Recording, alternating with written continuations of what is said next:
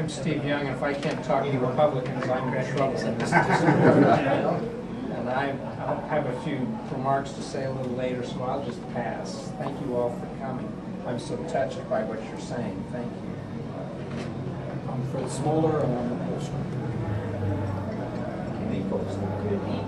Dr. Smoller, Professor Smoller. I'll add just a few more words about Fred and also about Arnold, and that they're the two main people that are going to speak today about the poll that we did at the end of July, or excuse me, the end of June.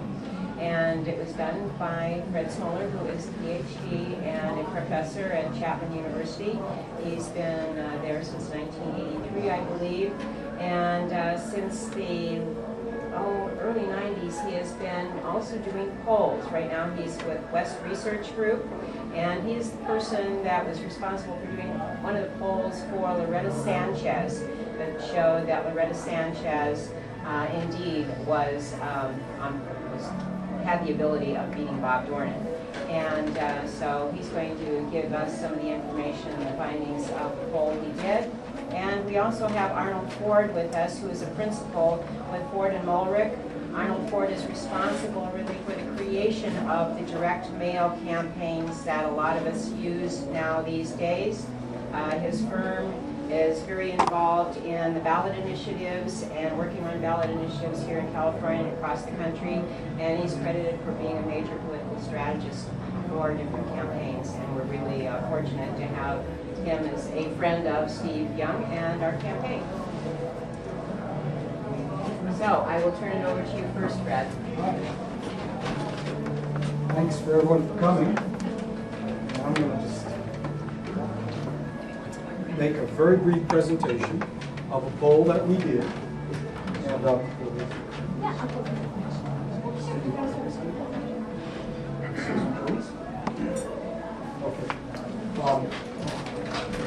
this is a poll, a scientific poll, as opposed to the register's pulse polls. This is the real deal.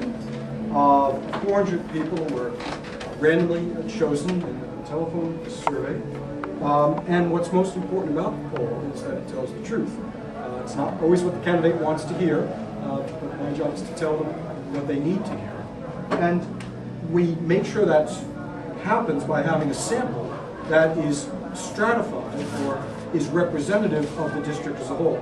So it has the same percentage of Republicans in it, 47%, and the same percentage of Democrats, and the same percentage of those who are what we call declined to state.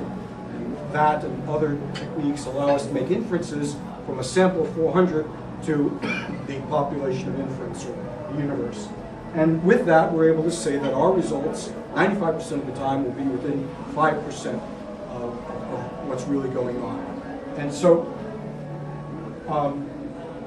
this is the first thing that any political strategist like Mr. Ford would look at, and everybody looks at. And they say, well, what's the, and it was referred to earlier, what's the representation of the district? And we look at the 48th Congressional District, and we see 47% are Republican, 28% Democrat, 25% other. And at that point, most of us would say, thank you, Steve. I'm going to put my money somewhere else. You're a nice guy, but no one can climb that mountain. And that's why the incumbent, regardless of his lack of talent or values, is there.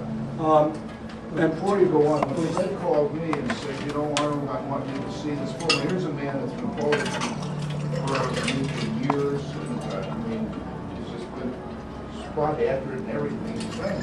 He said, you have to look at this poll. He says, I really believe Steve Young has a chance to win this seat. And I said, Fred, you're insane. I mean, you know, this can't be. You know, we can't win this. That's the normal feeling that any of us would have. So he said, well, I have Steve's, authorization to sit down and show you the poll. Will you do me a favor? And sit down and look at it. Fred, you're a friend. Again, I'll waste an hour. So he comes over and we sit down and look at it. And I said, Fred, Steve can win this race. And he said, oh, you're crazy too. And I said, yeah, I guess maybe I am. I had absolutely no confidence going into that first meeting. that this was anything but a fool's errand. So, listen to Fred. I want to point out, of course, two things here. The percentage of Democrats, 28%, and others. So if, in fact, theoretically, you didn't get any Republican votes, if you just got all the Dems who are going to turn out in record numbers this year, and the others who are swinging to the Dems this year, then theoretically you could win the race. It's going to take a little bit more than that, but that's what we start with. What's the registration in the district? Now, then we start asking some general questions. This is a standard polling question. Is the United States going in the right direction? Nationally and locally, these are unprecedented percentages. That here we have a wealthy community in South Orange County with a high median income, perhaps almost twice the United States national average, where the weather is always wonderful, and 65%, and a lot of them Republicans, you can't have 65 when only 28% is Democrat, are saying the United States, war and gases and dependence on foreign fuel is going in the wrong direction. That is a huge number. And then a second question, actually, that Steve asked, a very strong question at one of our meetings, put this one on. Do you think America is in decline?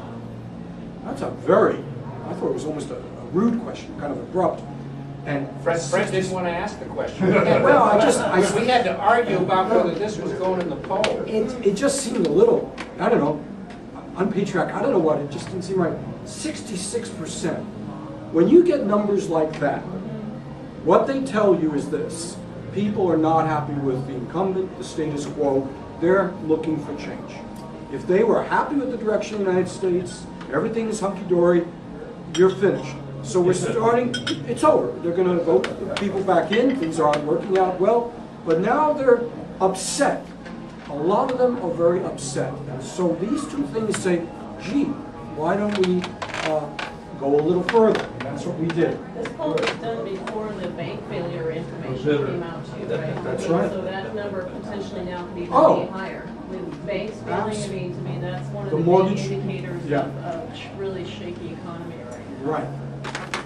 We start off, again, as we go down into this, and we ask, have you heard of Mr. Campbell and Mr. Young? And Steve, of course, has run a couple of times, and Campbell is the incumbent and has the advantages of incumbency. It's about $1 million advantage being an incumbent in terms of franking privileges and all the things that they're able to do. And not surprisingly, he's better known than Steve, but Steve is not unknown, so we're there. But this is one of the more important points. That is, what percentage how are they viewed favorably? We asked this question only of those people who had heard of the candidates, either Campbell or Young. And of the percentage, we asked them, are you very favorable or somewhat favorable, or unfavorable or somewhat unfavorable? And what we find is, of the favorables, Campbell's a little bit higher than Young, but but Steve is certainly not down. He doesn't have high unfavorables. So we've got a good candidate here. But among, I didn't put it down here, but I would have had a separate slide of very favorable, they're about the same.